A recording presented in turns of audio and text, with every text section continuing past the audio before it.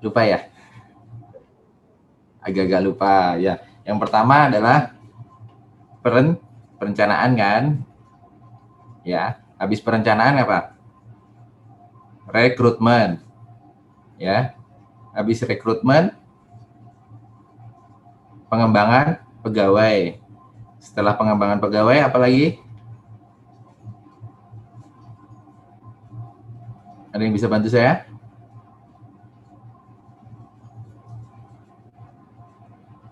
Kompensasi, Pak. Oke, kita ulangi dari awal ya. Ulangi ya. Pertama apa? Perencanaan ya. Terus kedua apa? Rekrutmen. Ketiga? Pengembangan. Keempat? Manajemen kinerja atau performance ya. Terus kelima, rotasi mutasi ya enggak? Atau manajemen karir.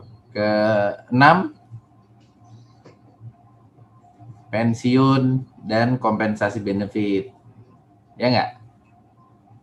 Ada kan di slide-slide awal? Itu harus kalian pegang terus tuh untuk manajemen SDM ya, perputarannya hanya di 6 itu. Minimal kalian tahulah 6 itu apa saja, stagingnya apa saja gitu. Nah, kita masuk ke ketiga ya, di fase ketiga, yaitu pengembangan pegawai. Saya sebelumnya ingin tanya, kenapa kita perlu mengembangkan pegawai?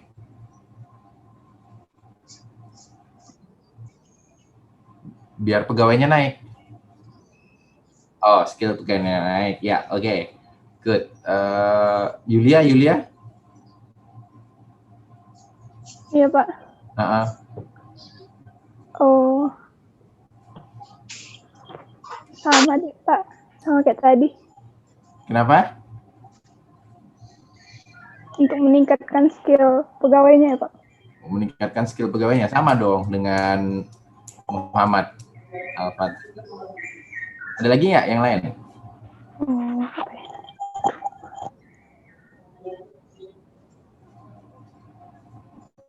Coba, kalau pengertiannya kan kita lihat ini ya, pengembangan pegawai atau karyawan itu adalah suatu proses untuk meningkatkan kemampuan ya, baik teknis, teoritis, konseptual, kemudian moral. Artinya apa? Ada beberapa aspek yang kita kembangkan dalam diri seseorang kan, tidak hanya mengenai knowledge. Kalau knowledge itu kan ilmu ya, teori-teorinya tahu. Yang kedua skill. Skill itu apa? Praktek dari teorinya. Kapan teori itu dipakai? Terus kemudian kapan kalau dalam teori itu cara-cara, metode-metode itu digunakan. Nah, kemudian yang ketiga dikembangkan itu adalah dari sisi attitude-nya. Jadi makin seseorang itu menempati posisi yang makin penting, maka yang lebih dikembangkan lagi adalah attitude-nya atau sikapnya. Sebagai dia seberapa besar dia punya kemampuan untuk ngelit rekan-rekan kerjanya yang lain. Nah, ini udah lengkap sekarang ya, udah 35 ya. Oke. Masih ada ya beberapa. 38 ya total ya kita ya. Nah, tujuan dari pengembangan itu adalah untuk meningkatkan kinerja saat ini ya. Kemudian bisa apa? Mengefektifkan dan mengefisienkan sumber daya yang ada di dalam suatu perusahaan. Oke. Sebelumnya ada pertanyaan dulu nggak dengan pertemuan sebelumnya?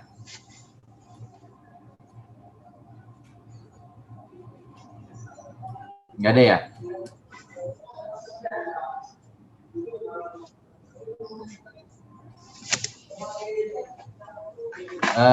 Itu nanti yang di slide, nanti kan slide itu kan hanya rangkuman dari buku ya.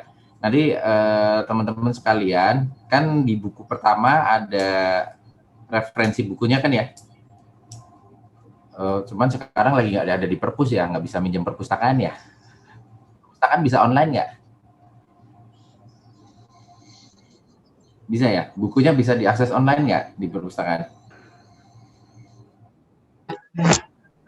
Oh, skripsi doang. Oke. Sekarang kita balik lagi ke pengembangan biar nanti waktu kita kan cuma 1,5 jam lebih dikit ya. Nah, terus pengembangan kalau dalam konteks sebuah perusahaan itu biasanya diwajibkan. Jadi pas begitu masuk itu kan seseorang datang dengan kualifikasi, misalnya kalian lulus lulus S1 ya atau D4. Kan kualifikasinya kan di S1 atau D4. Biasanya nanti akan diberikan pekerjaan yang sifatnya dasar dulu.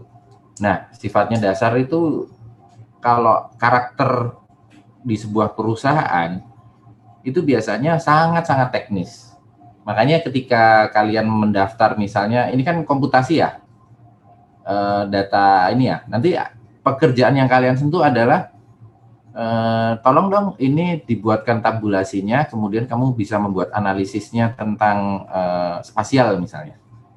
Biasanya akan begitu. Nah, maka yang pertama kali harus dilakukan pertama adalah knowledge. Kita cek knowledge kalian untuk itu sudah tepat. Artinya begini, kalian sudah tahu kan berapa macam metodologi untuk membuat sebuah pendugaan. Contohnya misalnya statistik inferensia ya. Kemudian apalagi statistik deskriptif. Apalagi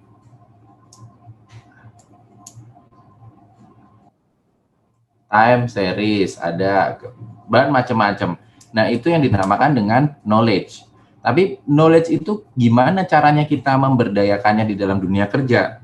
Nah, tentu kan kita kan nggak cuma sekedar diajak ngobrol kan. Misalnya begini nih, kalau kamu buat time series 5 tahun tentang Susenas, itu residunya bisa kita keluarkan gimana caranya ya? Kan nggak cuma ngobrol gitu ya. Berarti dibutuhkan tambahan berupa skill. Apa itu skillnya? Cara mengoperasikan aplikasi-aplikasi misalnya tentang data analisis. Contohnya yang kalian sering pakai apa? SPSS. Pakai SAS, ya, pakai nggak? Enggak, Pak. Stata pakai nggak? Enggak, Pak. R pakai? Pakai, Pak. Pakai. Nah, artinya begini. Tadi knowledge-nya kalian udah punya kan? Knowledge-nya tentang bagaimana memodelkan suatu angka atau memodelkan suatu data menjadi bentuk yang visualnya gampang dibaca gitu ya. Nah, pengetahuannya udah dapet nih, angka 0,0 sekian tuh artinya apa udah ngerti nih. Tapi untuk menghasilkan angka itu kan kita harus ngolah dari data yang sifatnya mentah ya. Dari kuesioner yang sudah di entry, di input. Nah, baru kita masuk ke R, data mentah tadi kita olah. Nah, tidak sembarang orang kan bisa mengolah. Jadi pengetahuan skill inilah apa yang harus diklik duluan. Atau kalau membuat sintak, apa yang sintak harus dibuat. Nah, itu di sana skill fungsinya. Nah, ketika kalian masuk ke dalam dunia kerja, biasanya pertama akan dilakukan training. Bentar ya, bentar. Nanti trainingnya akan dilakukan dengan cara itu tadi. Program terpenting pertama, misalnya kita dapat project untuk menentukan economic growth pasca pandemik. Nah, terus dapatlah data survei dari Susenas.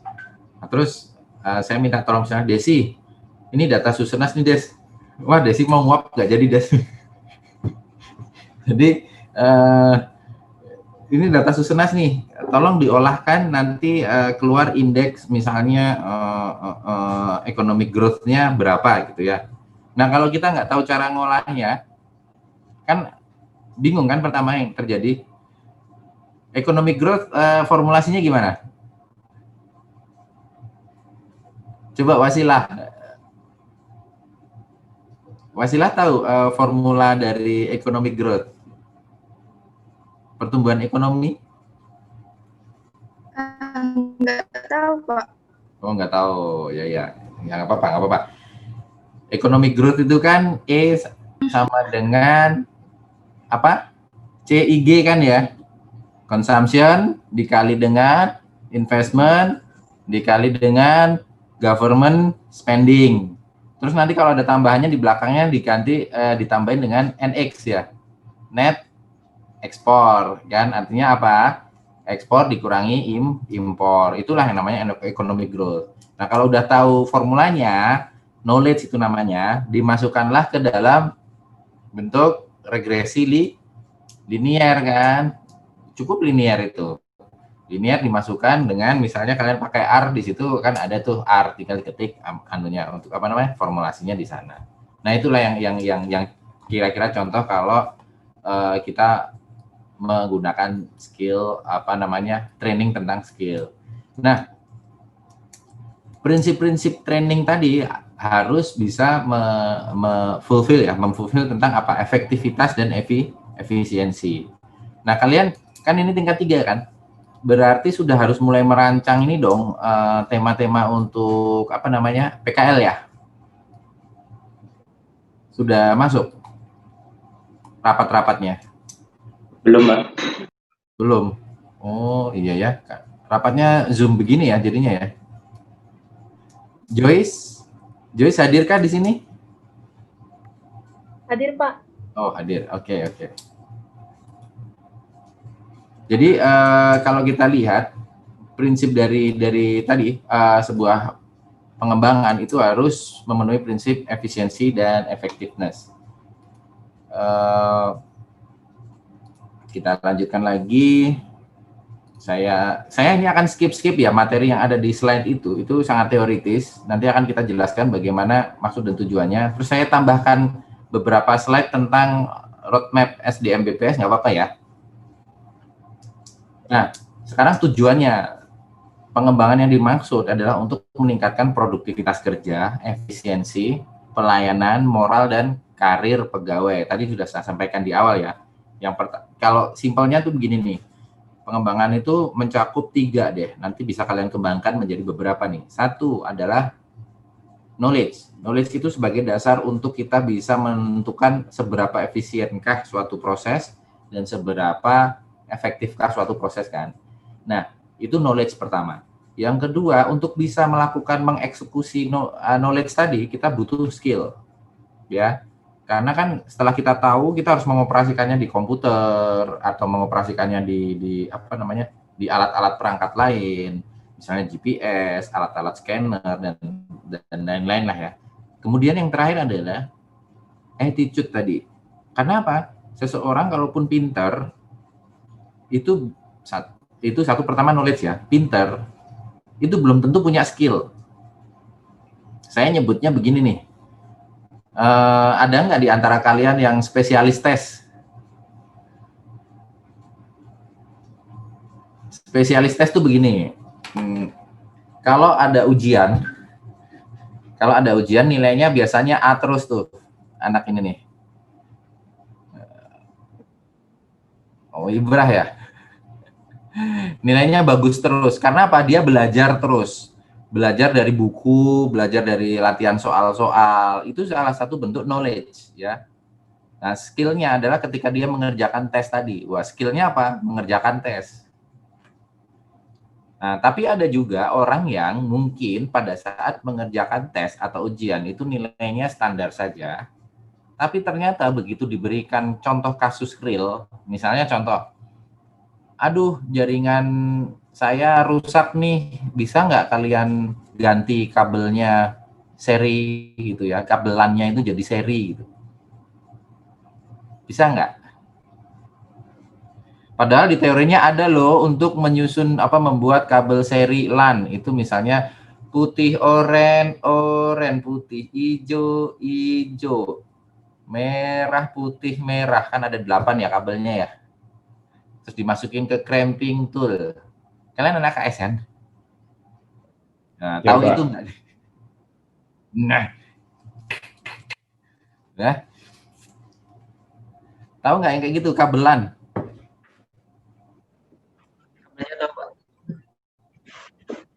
Nah, itu yang saya sebut. Kita punya knowledge-nya, tapi nggak punya skill-nya. Jadi gini nih, kalian harus perlu tahu ini ya, anak KS ya. Kalau suatu ketika nanti ada suatu gedung yang masih menggunakan TCP/IP yang pakai apa namanya kabel jaringan, belum pakai kabel optik, belum pakai LAN, wireless LAN. Nah, terus kalian diminta untuk men-setting. Tahu arti kenapa gateway itu selalu 255, 255, 255, 255? Terus kenapa Windows itu selalu 169, 168, 169 dan angka terakhirnya itu maksimalnya 254. Tahu kenapa? Belum tahu. Belum, Pak. Baca lagi ya majalah-majalah info komputer, majalah-majalah begitu ya. Nanti emblemnya anak komputasi, tapi kalau ditanya begitu nggak tahu kan malu kan, ya. Harus ditingkatkan lagi. Tapi ini komputasi statistik, Pak. Sama aja komputasi statistik kan ada komputasinya. Itu sama kayak namanya Muhammad siapa, terus ditanya rukun iman, rukun Islam apa, nggak ngerti ya, nggak mau tahu kan namanya ada depannya Muhammad. Ya kan? Ya artinya sama aja. Jadi nanti gini, orang kalau kalian lulusan STIS nanti ditanya, kamu jurusan apa? Komputasi statistik. Oh iya, itu scanner tempat saya kok nggak bisa jalan ya, kenapa ya? Oh nggak tahu Pak, dia nggak punya kaki yang nggak bisa jalan Pak. Masuk jawabannya begitu? Ya kan kita harus tahu, lihat. Oh scanner tuh ada satu colokan, cek dulu colokannya. Udah connect semua belum? Terus kedua, drivernya update nggak? Jangan-jangan cuma masalah drivernya belum diinstal ulang atau apa-apa. Udah bilang rusak nih Pak, harus diganti yang baru, lem biru aja Pak. Nah begitu, itulah namanya knowledge ya. Jadi makanya yang ketiga itu kan tadi ya, yang pertama knowledge, yang kedua skill. Skill itu mempraktekannya. Nah kalau sekarang ya, kalian ini kan udah di dunia sekarang 4.0 ya. Ini muka saya kelihatan nggak sih? Gede nggak? Oh, gede ya. Oke. Jadi di dunia 4.0 itu kan